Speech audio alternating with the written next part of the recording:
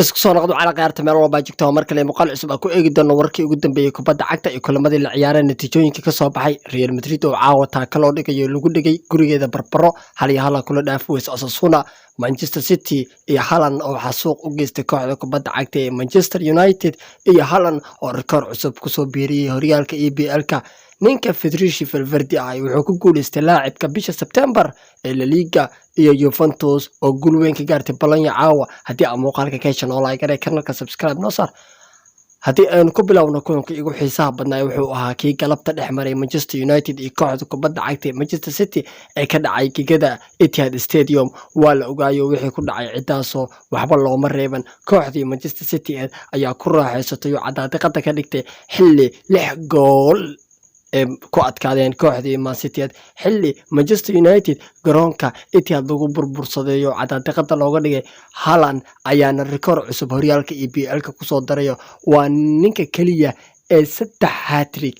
3 kulan isku xigto hat-trick dhaliyay waa macnaha Etihad 3 kulan ayuu ku ciyaaray isku xigto hat-trick ayuu dhalinayay Phil Foden isagana caawa bandhig aad u xiiso badan ayuu qaatay waa ninka Manchester United ku raaxaystay isagana hat-trick ayuu ka dhaliyo waxa ka dhacday galabta yaa Bruniga la siiya Haaland iyo ninka lagu magacaabo Phil Foden Bruniga aniga qaadanaya ayaa ka dhacday Manchester City way ku raaxaysteen oo raggan waa xoog weyn horyaalka oo waxba laga ma qaban karo waayo sanadkan waxay doonayaan inay difaacdaan horyaalkoodii waana markii saddexaad ay noqonaysa haddii Manchester City ay qaadaan waana si xiriira rikoorkaasna waxay ka jibinayaan isla dariskooda Manchester United oo waana raggii qaaday horyaalka 3 jeer oo xiriira 2 jeer waliba waa laba waqti oo kala duwan ay sidaa sameeyay United galabtana taageerayaasha Manchester markii darxumadu u adkeysay waayeen garoonka iyo iskaga baxeeno waxay dheen waxaan ma daabo karnee nagu kala wada meesha ticket khasaaray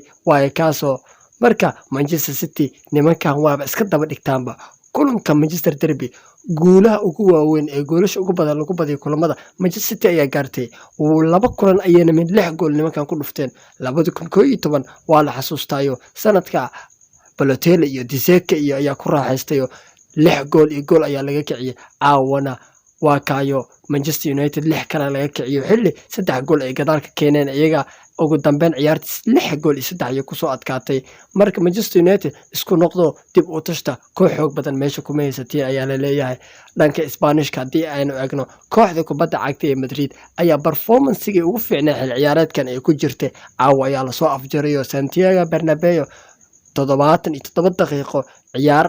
roose ay qaateen kooxda kubadda cagta ee Osasuna oo 10 ciyaartoy wixii ka dambeeyay 15 daqiiqo ugu dambeeyay ciyaarta ku ciyaariyay ay gool la galeen xilli Vinicius Junior u dhaliyay goolka ciyaarta qaybtii horeba laakiinse Kike nin la yiraahdo ayaa ka barbariyay ciyaartana gool ka dhigayo xilli Benzema oo gool rigoora ah u qasaariyay marka caawa Madrid way ka jiiftay oo barbaraas ayay galeen hadda Barcelona iyo ayaga waa isku dhibco xilli Barcelona ay kaalinka koowaad fadhiyaan waana kooxda ugu goolasho badan 19 gool ayay dhaliyeen hal gool kaliya ayaa laga dhaliyana marka Federico Valverde ayaa ciyaarta bilowgeedii soo bandhigay abaalmarintii laacibka bisha ee ku guuleystay bisha September marka laacibkana bisha September wuxuu bil aad u fiican oo Vinicius Junior 6 kulan ee ugu dambeysay 6 gool ayuu dhaliyay horyaalka La Liga ninkana waa nin kale performance fiican ku jiro xil ciyaareedkan caadi maahan uu diyaarsan yahay Vinicius ayaana gool fantastic shabaq Osasuna caawa tabsiye